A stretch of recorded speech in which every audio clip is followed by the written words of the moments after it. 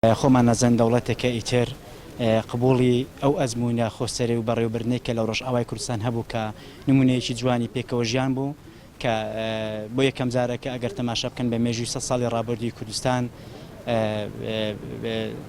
ئەمریکا وڵاتانی دەرەوە و ئەوروپا و تەنانەت وڵاتە جلێزەکانی دنیا بە جۆرێک لە جۆرەکان مافی گەلی کوردستان لە مافێکی ئینسانیەوە ئەگوازرێتەوە بۆ مافێکی سیاسی. خۆمانە بینین تورکیا ئەمەی پێ هەزم ناکرێت. تورکیا هەمیشە چاویستی داخوازی داگیرکارانی هەیە بۆ گەلی کوردستان. ئەگەر تەماشا بکەین تورکیا ئەم جۆرە ڕەفتارانی ئێستا کە ئابینێت جۆرێک لە سەرکەوتن هەیە بەرامبەر بە فەلسەفەی پێکەوە ژیان لە ڕۆژئاوای کوردستان. ئیتر ئەزانێ ئەم جۆرە فەلسەفەی ڕنگدانەوەی لەسەر بیر و هیزری دیموکراسی خوازی لە ڕۆژهەڵاتی ناوەڕاستە بێ. تورکیا لەبەرەوەی وڵاتێکە ڕاستە هەڵبژاردننی تێداکرێت و ڕاستە وەکو درشم دیموکراسیە، بەڵام لە بنج و بناوان و لە دام و دەستگاکانی زۆر دیکتاتۆران تەسەڕوفەکە ئیتر دەترسێتەوە کە ئەم تەجروبەی تورکیا بکەوێتە زێر فشار و دوجار خەڵکی گەلانی تورکیا ئەم سیستەم هەڵبتەچێنن. بۆیە ئەم جۆرە داگیرکاری تورکیا ئێستاکە ڕوبەڕووی ڕۆژئاوای کوردستانی بێتەوە بەرخودانێکی ئێزگار گەورەی بەرامبەر هەیە. ئەم بەرخودانە ئەکرێ بۆ هەموو پارچەکانی کوردستان بێتە دەرسێک و ئەزمموونێک کە ئەو کاتەی گەلی کوردستان ئەتوانێت بە ئامانجەکانی شاد بێت کە یەکگرتووبی یەکگوتاربی، ئامانجێکی استراتیژی هەمومان کۆمان کاتەوە. بۆیە ئێستا گەر تەماشا بکەین ئەم یەکگوتارەی کە لەسەر ئاستی تەنانەت کەمپین و لەسەر ئاستی هاوکاری خەڵک و تەنانەت لەسەر ئاستی لایەنە سیاسیەکانش تا ڕادێک بینی بە جۆرێک لە جۆرەکان توانیتی یەکدەنجی و یەکگوتاری کورد بگەنێتە وڵاتانی دنیا. بۆیە پێویستە هێزە کوردەکان لە باشووری کوردستان ئیتر بکەونە گفتوگویەکی کراوە لە چوارچەوەی کۆنگرێکی نەتەوەی گەورەدا بۆ ئەوەی لەگەڵ ئەم گۆڕانکارانی ئێستای ڕۆژهەڵاتی ناوەڕاست بتوانن جێپەی خۆیان ناوزەم بکەن.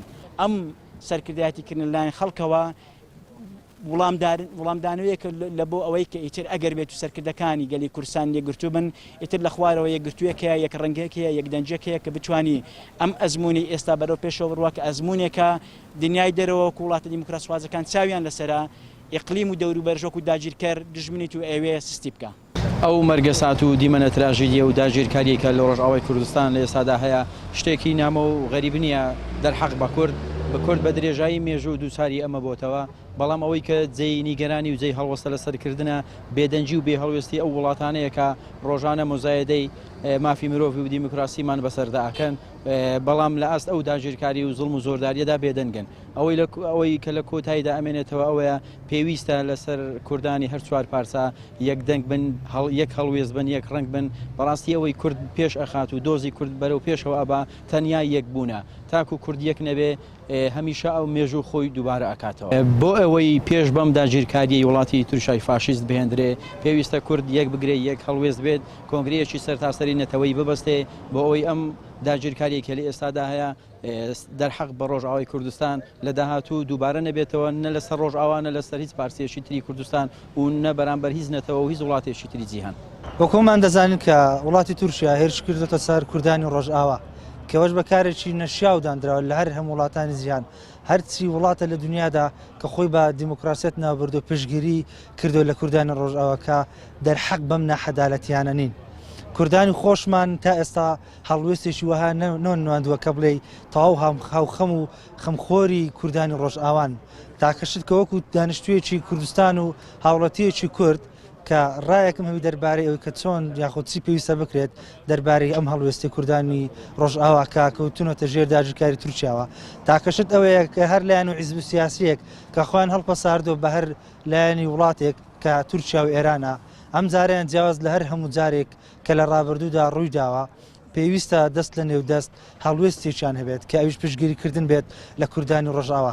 چونکە دڵنیابن ئەو شتانەی کە ئەو دەرەنجامانی کە ئێستا ڕوونن کە هێرش کراوەتە سەر کوردانی ڕۆژئاوا ڕۆژ بە ڕۆژ ئەکرێ هێرش بکرێتە سەر کوردانی ڕۆژهەڵات یاخود کوردانی باشوور. ئەمە تەنها بەوەندە ناوەسێت ئەگەر بێت و بزانن کوردەکان لە هەر چوار پارچەی کوردستان دەستی یەک ناگرن یاخود پشتی یەک ناگرن. هیواخوازین وەکو هەر کوردێکی ئەم نیشتیمانە جیاواز لە هەر هەموو جارێک پشتی یەک بگرن، دوور بن لە بەرژەوەندی حیزبی و سیاسی.